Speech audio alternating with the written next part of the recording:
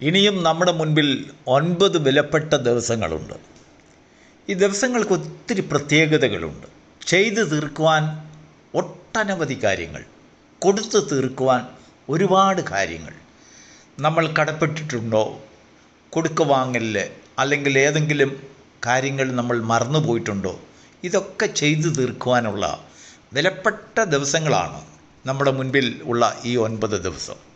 2023 നമ്മളോട് യാത്ര പറഞ്ഞു പോകുവാൻ നമ്മെ ദൂരെ നിന്ന് അഭിനന്ദിച്ചും കൊണ്ട് ആ വർഷത്തോട് നമ്മൾ ചെയ്ത പാതകങ്ങളോ അനുഗ്രഹങ്ങളോ നീതികളോ ദുഷ്ടതകളോ ഇതൊന്നും ആ വർഷം നമ്മളോട് കണക്കിടാതെ സകലതും ദൈവത്തിൻ്റെ കയ്യിൽ അവരെ വർഷത്തെ കൽപ്പിച്ചാക്കിയ ദൈവത്തിൻ്റെ കരുത്തിൽ കൊടുത്തും കൊണ്ട് അവർ യാത്രയാകും. ദൈവത്തിന് സ്തോത്രം. ഇന്നത്തെ മലയാള മനോരമ 2-ാം പേജിൽ വായിച്ചപ്പോൾ എന്നെ വളരെയധികം ആകർഷിച്ചതായ ഒരു ന്യൂസ് അതിനകത്തുണ്ട്. നമ്മുടെ റേഷൻ കാർഡും ആധാർ കാർഡും തമ്മിൽ ബന്ധിപ്പിക്കുവാൻ കുറച്ച് സമയം മാത്രം അവർ ടൈം ലിമിറ്റ് കൊടുത്തിട്ടുണ്ട്. 30-ാം തീയതി എന്നാണ് പറയുന്നതെങ്കിലും ചിലപ്പോൾ 4-5 ദിവസം കൂടെ നമുക്ക് അവധി കിട്ടിയേക്കുമായിരിക്കും. അതിനൊരു പശ്ചാത്തലമുണ്ട്, ഒരു റീസണുണ്ട്.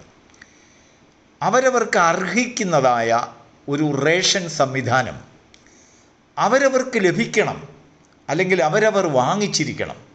അവരവരുടെ വ്യക്തിത്വവുമായി അവരുടെ അളവിനെ ബന്ധിച്ചിരിക്കണം, അല്ലെങ്കിൽ ബന്ധിപ്പിച്ചിരിക്കണം എന്ന് സർക്കാരിൻ്റെ കർശനമായ നിയമമാണ്.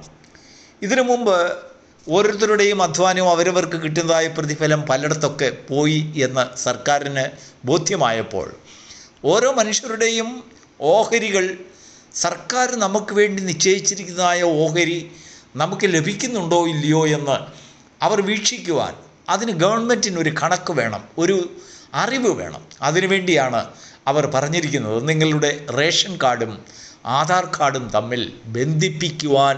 നേരത്തെ പറഞ്ഞതാണ്, പലരും കേൾക്കുന്നില്ല.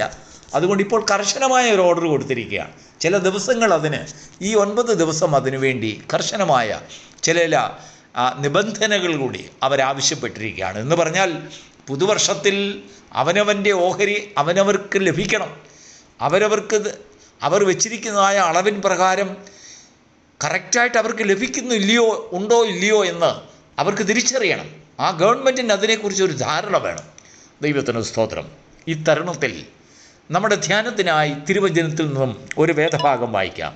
വെളിപ്പാട് പുസ്തകം അതിൻ്റെ 22-ാം അധ്യായം 12-ാം വാക്യം.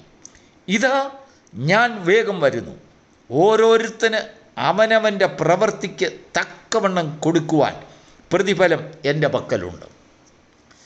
നമ്മൾ അർഹിക്കുന്നതായ ഒരളവ്, ആ അളവിൻ പ്രകാരമുള്ളതായ ഒരു കൃപ നമ്മുടെ മേൽ പകരുന്നു എന്ന് അപ്പോസ്തലനായ പൗലോസ് നമുക്ക് വ്യക്തമായി ലേഖനത്തിൽ കൂടെ പഠിപ്പിച്ചു തരുന്നുണ്ട്.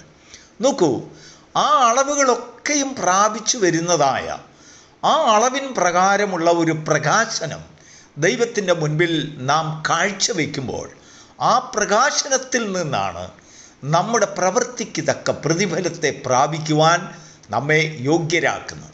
അതുകൊണ്ട് ദൈവത്തിൻ്റെ ആത്മാവ് നമ്മോട് പറയുന്നത്, ആത്മീകമായ ഭാഷയിൽ നമ്മുടെ ആധാറും നമ്മുടെ റേഷൻ കാർഡും തമ്മിൽ ഒരു ബന്ധിപ്പിക്കുക.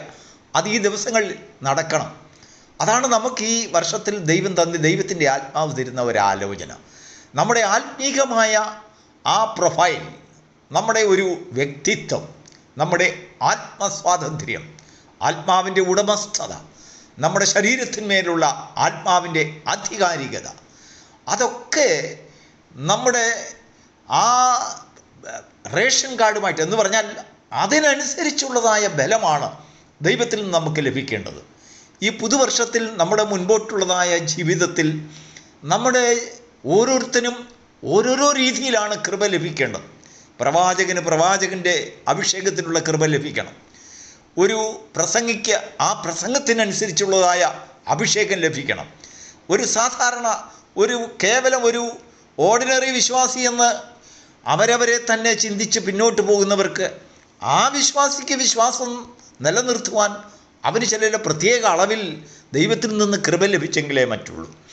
ഇല്ലെങ്കിൽ എല്ലാവരുടെയും കൂടെ പാടിയെന്നും പ്രാർത്ഥിച്ചെന്നും പ്രസംഗം കേട്ടെന്നും കൺവെൻഷന് കൂടിയെന്നും ആരാധനയിൽ പങ്കെടുത്തെന്നും കുർബാനയ്ക്ക് പോയെന്നും ഒക്കെ പെരുന്നാളിലൊക്കെ പങ്കെടുത്തും കുറേ നീതിപ്രവൃത്തികൾ എല്ലാവരും ചെയ്യുന്നത് പോലെ ചെയ്യുവാനല്ല.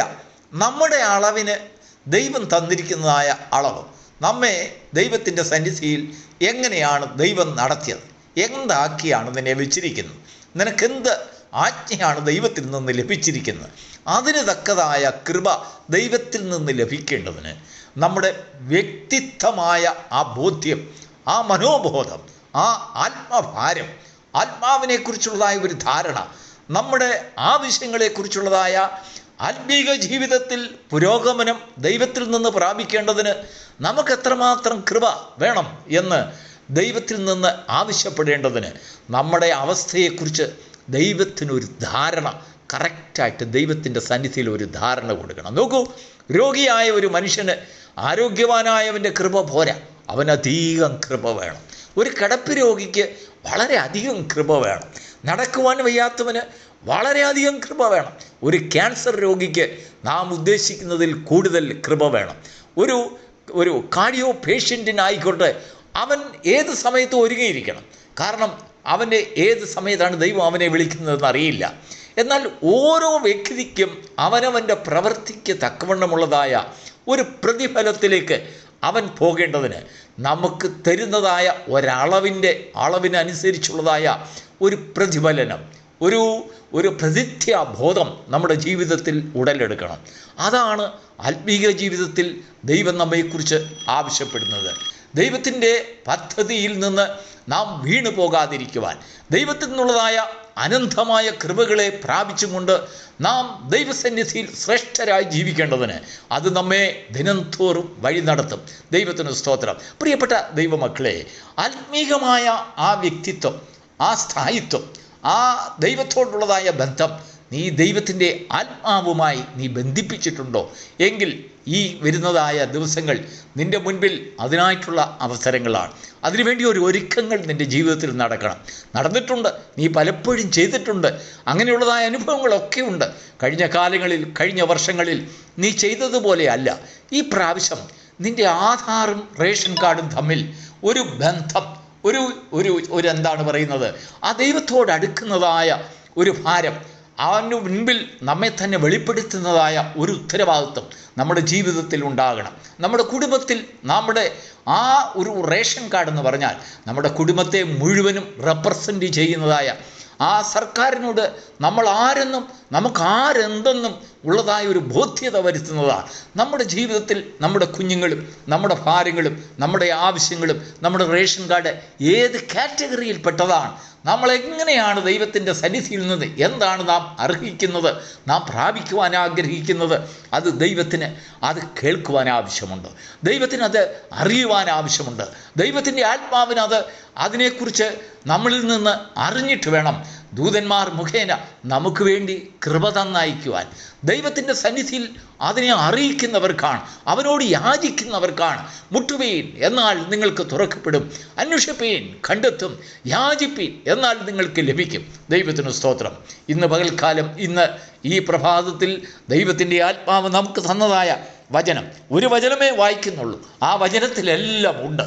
ആ വചനത്തിന് വേണ്ടി നമ്മുടെ ഹൃദയം തുറക്കുമ്പോൾ, നമ്മുടെ ആത്മാവിനെ തുറക്കുമ്പോൾ, നമുക്കൊരു ധ്യാനമുണ്ടാകുമ്പോൾ, നമ്മുടെ ജീവിതത്തിൽ ഒരു പരിണാമം ഉണ്ടാകുമ്പോൾ, ആ അവകാശത്തിന് വേണ്ടി നമ്മെ അത് ചലിപ്പിക്കുന്ന ഒരനുഭവം നമ്മുടെ ജീവിതത്തിൽ പ്രത്യക്ഷപ്പെടും. നമുക്ക് വായിക്കാം വെളിപ്പാട് പുസ്തകം 22-ാം അധ്യായം 12-ാം വാക്യം. ഇതാ ഞാൻ വേഗം വരുന്നു, ഓരോരുത്തനും അവനവൻ്റെ പ്രവൃത്തിക്ക് തക്കവണ്ണം കൊടുപ്പാൻ പ്രതിഫലം എൻ്റെ വക്കലുണ്ട്. നമ്മുടെ പ്രവൃത്തിക്ക്, നമ്മുടെ ആവശ്യങ്ങൾക്ക്, നമ്മുടെ പ്രവൃത്തിക്ക് മാത്രമല്ല, നമ്മുടെ അവസ്ഥകൾക്ക് ദൈവത്തിൽ നിന്ന് എന്ത് വേണമോ, എന്ത് പ്രതിഫലമാണ് ദൈവത്തിൽ നിന്ന് നിനക്ക് വേണ്ടത്, എങ്ങനെ നിനക്ക് അടുത്ത് വരുന്നതായ കാലങ്ങളെ നിനക്ക് അഭിമുഖീകരിക്കാൻ കഴിയുമെന്ന് ദൈവത്തോട് ഹൃദയം തുറന്ന് യാചിക്കുന്ന ഒരു മനുഷ്യനെ ഒരു നാളും കൈവിടുകയില്ല. അവൻ നിന്നെ ഉപേക്ഷിക്കില്ല. അവൻ നിനക്ക് പ്രതിഫലം തരുന്ന ദൈവമാണ്. അവൻ്റെ സന്നിധിയിൽ പ്രതിഫലം തരുവാൻ ദൈവത്തിൻ്റെ ആത്മാവ് ഈ പകൽക്കാലം നമ്മളോട് പറയുന്ന, ഇതാ ഞാൻ വേഗം വരുന്നു. ദൈവത്തിന് സ്തോത്രം. താമസിച്ചിട്ടല്ല, ഇതാ നമ്മുടെ മുൻപിൽ അത് എടുത്തു കാണിക്കാൻ. ഇതാ നിൻ്റെ കണ്ണുകളെ തുറക്കുക. ഇതാന്ന് പറയുമ്പോൾ നമുക്ക് കാണാവുന്ന ദൂരം മാത്രമേ ഉള്ളൂ, നമ്മെ കാണിച്ചു കൊണ്ടാണത് പറയുന്നത്. ഇതാ ഞാൻ വേഗം വരുന്നു. വേഗം വരുന്ന ദൈവത്തെ, ആ പ്രതിഫലവുമായി വരുന്ന ദൈവത്തെ കാണുവാൻ തക്കവണ്ണം നമ്മുടെ കണ്ണുകൾ തുറക്കുമ്പോൾ അത് നമ്മുടെ ജീവിതത്തിൽ സമാധാനവും ആശ്വാസവും പ്രത്യാശയും കൊണ്ടുവരുന്നു. നമുക്ക് മാത്രമല്ല, നമ്മുടെ കുടുംബത്തിലും കർത്താവായ യേശു ക്രിസ്തുവിൽ വിശ്വസിക്കുക. അപ്പോൾ നീയും നിൻ്റെ കുടുംബവും രക്ഷ പ്രാപിക്കും. നിനക്ക് വേണ്ടി മാത്രമല്ല, നിൻ്റെ കുടുംബത്തിന് വേണ്ടി, കുഞ്ഞുങ്ങൾക്ക് വേണ്ടി, എല്ലാവരുടെയും ആവശ്യങ്ങളുമായി ദൈവത്തിൻ്റെ സന്നിധി നമ്മുടെ റേഷൻ കാർഡ് ഒന്ന് ലിങ്ക് ചെയ്യുന്നത് പോലെ, ബന്ധിപ്പിക്കുന്നത് പോലെ, നാമും എൻ്റെ കുടുംബവും, ഞാനും എൻ്റെ കുടുംബവും ഞങ്ങളെ ഹോമയെ സേവിക്കും, ഞങ്ങളെ ഹോമയെ ധരിപ്പിക്കും. ഞങ്ങളുടെ ആവശ്യങ്ങൾ അവനോട് ചോദിച്ചു വാങ്ങിക്കും. അവൻ നിനക്ക് തരുവാൻ ഇതാ വേഗം വരുന്നു എന്ന് ദൈവത്തിൻ്റെ ആത്മാവ് പറയുന്നു. അവനെ കാണുവാൻ ഭാഗ്യം ലഭിച്ച കണ്ണുകൾ ഭാഗ്യമുള്ളത്. God bless you.